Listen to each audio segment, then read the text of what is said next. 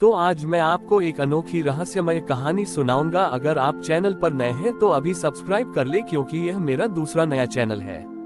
तथा कहानी पूरा देखे, अंत में एक अनोखा रहस्य छुपा है। धन्यवाद। तो सुनिए। एक गांव था जिसका नाम कालपुर था। इस गांव की सबसे बड़ी खासियत ये थी कि यहाँ के लोग समय के बहुत पाबंद थे। उनका हर काम घड़ी की सुई की तरह चलता था। लेकिन उनमें एक अजीब सी परंपरा थी। हर साल दुर्गा पूजा से पहले गांव के मुखिया को एक विशेष घड़ी की दुकान पर जाना होता था, जहां से वे एक प्राचीन मिट्टी का कलश लाते थे। मान्यता थी कि इस कलश को बनाने में लगने वाला समय बिल्कुल सही होना चाहिए, नहीं तो दुर्गा पूजा सफल नहीं होगी। गांव का सबसे युवा और प्रतिभाशाली घड़ी साज विनय था। विनय इस परंपरा को नहीं मानता था। वह कहता था, समय को कोई भी कैद नहीं कर सकता, हर पल की अपनी कीमत होती है। लेकिन गांव के बुजुर्गों का कहना था कि यह उनकी सदियों पुरानी आस्था है। इस साल जब गांव के मुखिया कलश लेने गए तो दुकान का मालिक बहुत बीमार था। उसने मुखिया से कहा, मैं इस साल कलश नहीं बना सकता। इस कलश को बनाने में लगने वाला समय बहुत लंबा है और मेरे पास अब इतना समय नहीं है। गांव के मुखिया बहुत परेशान हो गए। उन्हें लगा कि इस साल पूजा नहीं हो पाएगी और गांव पर कोई बड़ा संकट आ जाएगा। गांव में निराशा का माहौल फैल गया। विनय ने गांव के लोगों की उदासी देखी और वह अपने दादाजी के पास गया, जो गांव के सबसे बुजुर्ग घड़ीसाज थे। विनय ने उनसे पूछा, दादाजी, क्या सच में समय से ही हमारी पूजा जुड़ी हुई है? उसके दादाजी ने कहा, बेटा, समय सिर्फ घड़ी की सुइयों से नहीं चलता, ये हमारे कर्मों से चलता है। अगर हम अपना समय सही काम में लगाते हैं तो वह पूजा से कम नहीं होता। विनय को अपने दादाजी की बात समझ में आ गई।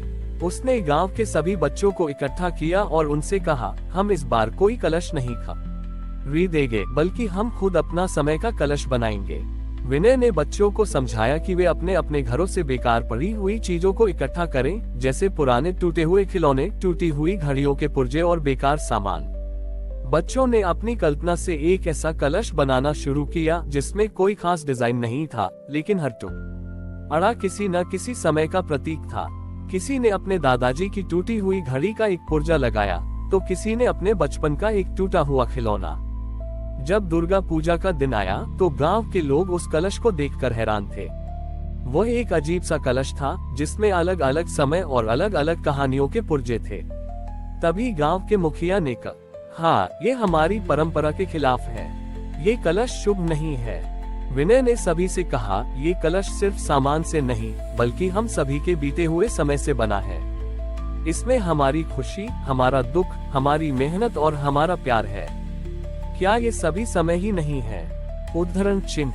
जैसे ही विनय ने ये शब्द कहे, एक चमत्कार हुआ। उस कलश से एक मधुर ध्वनि निकलने लगी, जैसे 1000 घड़ियां एक साथ बज रही हों। ये ध्वनि सिर्फ सुनाई नहीं दे रही थी, बल्कि हर कोई उसे महसूस कर सकता था। लोगों ने देखा कि उस कलश में हर एक पुर्जे से एक रोशनी निकल रही थी, जो सभी के चेहरों को रोशन कर रही थी। गांव के लोग उस दिन समझ गए कि सच्ची पूजा किसी खास समय पर नहीं, बल्कि हमारे जीवन के हर एक पल से होती है। और जब हम अपने बीते हुए समय को सम्मान देते हैं, तो वह हमारी आस्था का सबसे बड़ा प्रतीक बन जाता है। विनय के समय के कलश ने कालपुर गांव में एक गहरा सबक सिखाया था। उस साल की दुर्गा पूजा के बाद लोगों ने घड़ी के समय पर निर्भर रहना कम कर दिया और अपने कर्मों को महत्व देना शुरू किया। उन्होंने समझा कि हर एक पल, चाहे वह खुशी का हो या दुख का, हमारी जिंदगी का एक हिस्सा है और हमें उसे पूरी तरह से जीना चाहिए। विनय की इस अनोखी कला की ख्याति दूर दूर तक फैल गई। लेकिन गांव की इस बदली हुई सोच को एक नई चुनौती का सामना करना पड़ा। शहर से एक बहुत बड़ी कंपनी, जो इलेक्ट्रॉनिक घड़ियां और टाइम मैनेजमेंट सॉफ्टवेयर बनाती थी, गांव में आए। उनका सीईओ अमन बहुत ही आधुनिक और व्यवहारिक सोच वाला व्यक्ति था। उसे लगा कि कालपुर के लोग पुरानी सोच वाले हैं और उन्हें समय का बड़ी ही उपयोग सिखाना चाहिए। अमन ने गांव में आकर एक बड़ी सभा बुलाई। उसने गांव वालों से कहा, आप लोग अपनी पुरानी सोच में अटके हुए हैं। मैं आपको आधुनिक घड़ियां दूंगा, जिससे आप अपने हर सेकंड का हिसाब रख पाएंगे और ज्यादा काम कर पाएंगे। गांव के कुछ युवा उसकी बातों में आ गए। उन्हें लगा कि यह उनके लिए तरक्की का एक अच्छा मौका है। विनय ने अमन की सोच का विरोध किया। उसने कहा, समय को नापा नहीं जा सकता, उसे महसूस किया जाता है। जब आप हर पल को नापते हैं तो आप उसे जीना भूल जाते हैं। अमन ने विनय की बात पर हंसते हुए कहा, तुम्हारी बातें पुरानी हैं। आज की दुनिया में वही जीतता है जो समय को नियंत्रित करता है। अगले साल दुर्गा पूजा का समय आया तो गांव 2 हिस्सों में बंट गया। एक गुट ने अमन के साथ मिलकर एक बड़ा, चमकदार और इलेक्ट्रॉनिक कलश बनाया जिसमें एक डिजिटल घड़ी लगी थी। वहीं दूसरी ओर विनय और गांव के बुजुर्गों ने मिलकर एक छोटा, साधारण सा कलश बनाया जिसमें हर एक टुकड़ा किसी न किसी व्यक्ति की मेहनत और भावना को दर्शाता था। कलश स्थापना के दिन एक भयानक तूफान आया। अमन के पंडाल में लगी बिजली चली गई और उसका इलेक्ट्रॉनिक कलश भी काम करना बंद कर दिया। उसके डिजिटल डिस्प्ले पर सिर्फ एक ही अंक दिख रहा था। अमन और उसके साथी बहुत परेशान हो गए। वहीं दूसरी ओर विनय के पंडाल में लगा साधारण सा कलश अपनी धीमी लेकिन मधुर ध्वनि के साथ चमक रहा था। उस कलश से एक ऐसी रोशनी निकल रही थी जिसमें गांव के हर एक व्यक्ति के बीते हुए अच्छे और बुरे पलों का सार था। गांव वालों ने महसूस किया कि सच्चा समय घड़ी से नहीं बल्कि दिलों से चलता है। उस दिन अमन को अपनी गलती का एहसास हुआ।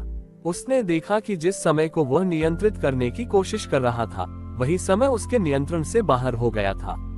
उसने विनय के पास जाकर माफी मांगी और कहा, तुम्हारे गांव ने मुझे सिखाया है कि जिंदगी को नियंत्रित नहीं बल्कि महसूस किया जाता है। अमन के पश्चाताप और विनय के प्रति सम्मान ने कालपुर गांव में एक नया अध्याय शुरू किया। अमन ने अपनी कंपनी की ओर से गांव में एक नया केंद्र बनवाया जहां लोगों को समय का प्रबंधन करना नहीं बल्कि समय का सदुपयोग करना सिखाया जाता था। इस केंद्र का नाम समय का आश्रम रखा गया और विनय को इसका प्रमुख बनाया गया। विनय ने गांव के लोगों को सिखाया कि कैसे वे अपनी दिनचर्या को घड़ी के हिसाब से नहीं बल्कि अपने मन की शांति के हिसाब से व्यवस्थित करें।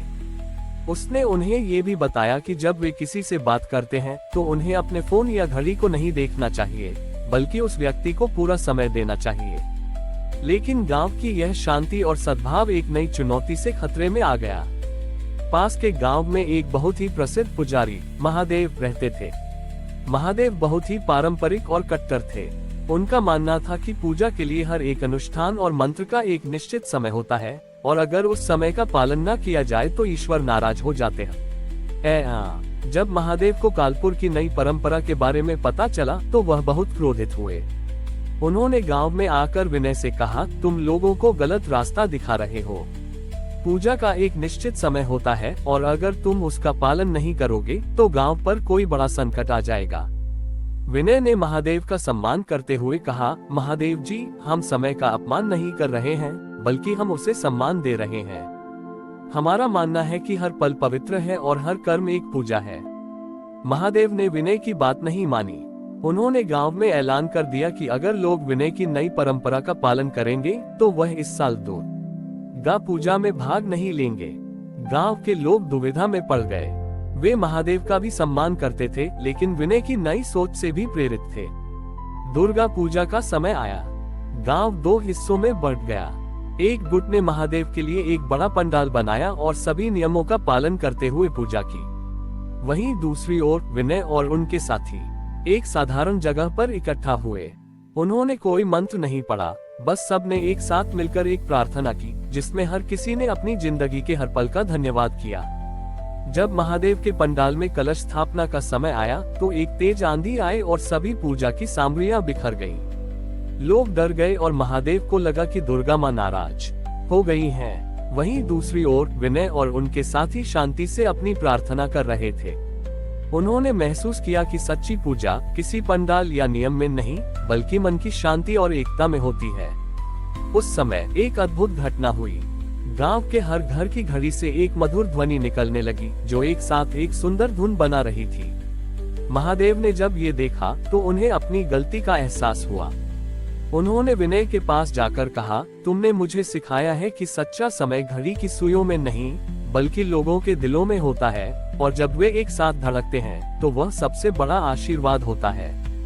हमारी और भी आध्यात्मिक एवं अनोखी कहानियां देखने के लिए हमारे चैनल पर जाएं तथा धार्मिक एवं पौराणिक अनोखी कहानियां हमारे चैनल पर है। कृपया जाके देखें तथा हमारे चैनल को सब्सक्राइब करके रखें और वीडियो लाइक जरूर करें। धन्यवाद।